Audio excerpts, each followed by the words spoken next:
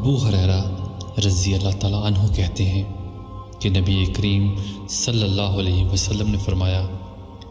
اپنے دوست سے اعتدال اور توسط کے ساتھ دوستی رکھو، شاید وہ کسی دن تمہارا دشمن بن جائے، اور اپنے دشمن سے اعتدال اور توسط کے ساتھ دشمنی کرو،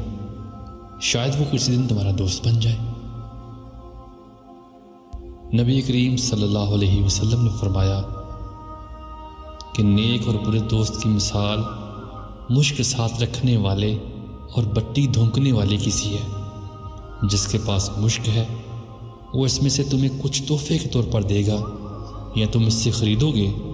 یا کم از کم تم اس کی عمدہ خوشبو سے تو محفوظ ہو ہی سکو گے۔ اور بٹی دھونکنے والا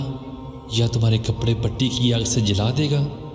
یا تمہیں اس کے پاس سے ایک ناگوار اور بدبودار دھواں ضرور ملے گا۔ ابو ہریرہ رضی اللہ تعالیٰ عنہ کہتے ہیں کہ نبی کریم صلی اللہ علیہ وسلم نے فرمایا، آدمی اپنے دوست کے دین پر ہوتا ہے، لہٰذا تم میں سے ہر شخص کو یہ دیکھنا چاہیے کہ وہ کس کے ساتھ دوستی کر رہا ہے۔